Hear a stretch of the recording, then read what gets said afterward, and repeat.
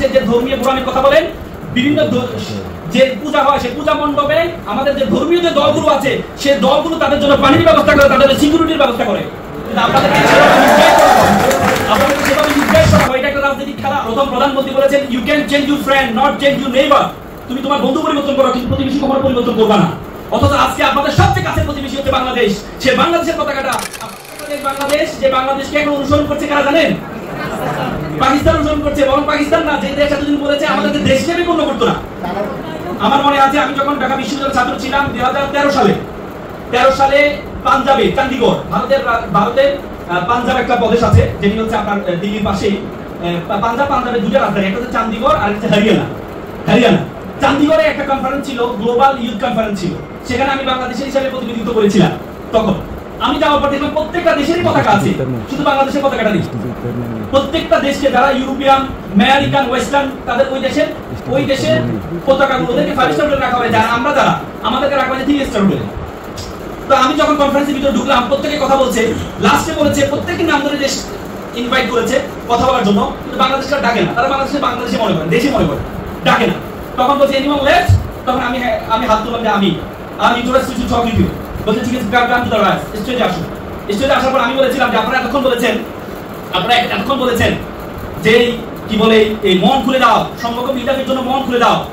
আমি বলছি মন খোলার আগে বর্ডার খুলে দিতে হবে। আপনারা যারা আপনাদের সবসময় আপনাদের যে প্রথম প্রধানমন্ত্রী বলেছেন you can change your friend not change your neighbour. তুমি তোমার বন্ধু পরিবর্তন করো কিন্তু প্রতিবেশী কখনো পরিবর্তন করবা না। অথচ আজকে আপনাদের সবচেয়ে কাছের প্রতিবেশী হচ্ছে বাংলাদেশ। সে বাংলাদেশের পতাকাটা আপনারা এখানে রাখেননি। এটি বলার পর পিছন থেকে সবাই সেম করে উঠলো। আমি বললাম আপনারা প্রত্যেকটা দেশকে নাম ধরে রেখেছেন, কিন্তু আমরা স্বাধীন সার্বভৌমত্ব দেশ, যে দেশ 30 লক্ষ শহীদের বিনিময়ে স্বাধীন হয়েছে, সে দেশের নাম দিতে আপনাদের লজ্জা লাগে। এই জন্য আমি বলছি আপনারা যে মন খুলে দিতে বলেছেন, আমি বললাম মনকে শুদ্ধ করতে হবে, আগে বর্ডার খুলে দিতে হবে।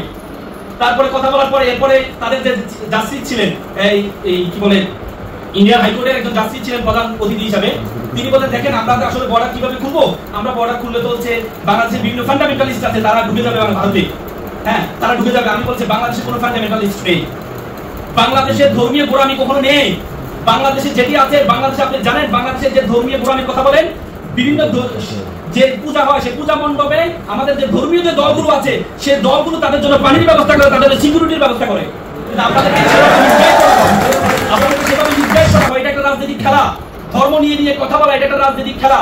আপনাদের দেশে যেমন বিজেপি এই কাজটা করে, তখন আপনাদের দেশে যেমন বিজেপি এই সুযোগগুলো কাজে লাগা, আমাদের দেশেও যে দল এখন ক্ষমতায় আছে সে দল তার আশেপাশে সহযোগিতা পাওয়ার জন্য এই কথাগুলো বলে, এই আশেপাশে সহযোগিতা পাওয়ার জন্য কাজগুলো করে। তখন সবাই আমার সাথে একমত হয়েছে। প্রোগ্রাম শেষ হয়েছে, আমি 45 মিনিট কথা বলেছি কিভাবে সম্পর্ক বিল্ড আপ করা যায়। পরবর্তীতে তারা আমার কাছে সরি বলেছে, ওপেন প্রোগ্রামে সরি বলেছে, আমাকে আবার ডিরেক্ট প্রোগ্রাম থেকে আমাকে 5 স্টার হোটেলে নেওয়া হয়। 5 স্টার হোটেলে এক মেক্সিকান রুমে আমাকে রুম দেওয়া হয়। তার মানে তারা আমাদেরকে দেশে মনে করতো, তারা মনে করতো যে সিকিমের মতো এটা একটা দেশ। একদিন সিকিমের মতো, সিকিম যেমন 1975 সালে ভারতের সাথে যুক্ত হয়েছে, আমরাও একসময় ভারতের সাথে যুক্ত হয়ে যাবো। সুতরাং আজকে যে স্বাধীনতা আমরা অর্জন করেছি, এই স্বাধীনতা কারো দয়ায় আমরা স্বাধীনতা অর্জন করি না। আমরা আমাদের রক্তের বিনিময়ে, আমরা আমাদের ভাই বোনদের রক্তের বিনিময়ে এই স্বাধীনতা অর্জন করেছি। সুতরাং আজকে যদি কথা বলতে হয়, ই লার্নিং, ইউ লার্নিং, যত লার্নিং হবে সব আমাদের শিক্ষার্থীদেরকে নিয়েই করতে হবে। আজকে যত জায়গা থাকবে প্রত্যেকটা জায়গায় শিক্ষার্থীদের প্রতিনিধিত্ব রাখতেই হবে। শিক্ষার্থীর বিপ্লব ছাড়া পৃথিবীর কোনো বিপ্লব এই পর্যন্ত সম্পূর্ণ হয় না।